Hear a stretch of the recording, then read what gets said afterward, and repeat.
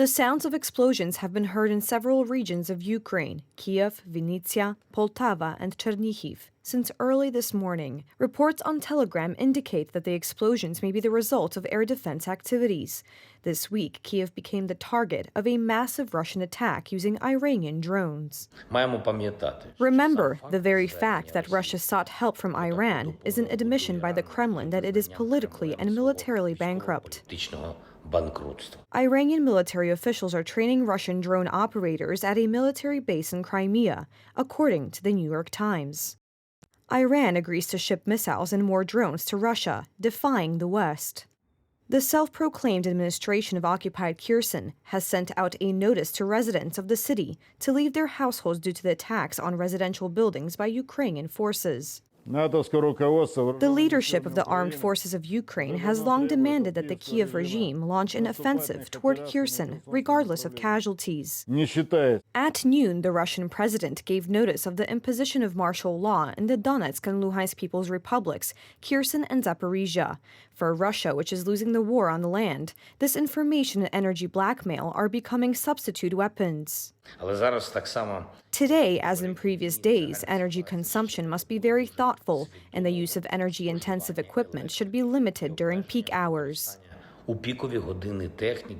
Ukraine is preparing for a harsh winter. Volunteers are distributing camping stoves and bottled water in the areas most affected by the hostilities.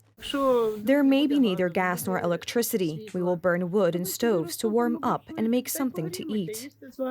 Speaking at the European Parliament in Strasbourg, the European Commission president spoke about Russian attacks on Ukrainian civilian infrastructure and proposed solutions for European energy solidarity. These are war crimes, targeted attacks on civilian infrastructure with a clear aim to cut off men, women, children of water, electricity and heating. With the winter coming, these are acts of pure terror. Sharing gas is absolutely critical. Member states have already since 5 years an obligation under EU law to conclude solidarity agreements with their neighbors in the region where they are located. As the Border Guard reports, more than 7 million Ukrainian citizens have crossed the Ukrainian-Polish border since the day the war began. Today, the Minister of Internal Affairs and Administration, Mariusz Kamiński, informed about the funds Poland has received for war refugees from the European Union. I am pleased to announce that Poland has received nearly 700 million zloty from the European Union for its efforts on behalf of refugees from Ukraine. The funds were injected into the funds operated by the Ministry of Interior and Administration. We are waiting for the next tranche of about 200 million zloty. Former CIA Director General David Petraeus, during the Kiev Security Forum, stressed that Ukrainians are on their own soil. They know what they are fighting for, and even if they need a rest during the fight, they can turn to their own. The harsh winter will not be an ally of the Russians. Putin has backed himself into a corner. Now he's figuring out how to get his troops out of Ukraine.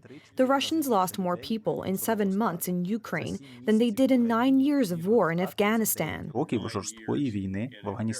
In the consensus opinion of experts, the Ukrainian army will continue its counteroffensive in the winter and will further liberate its territories.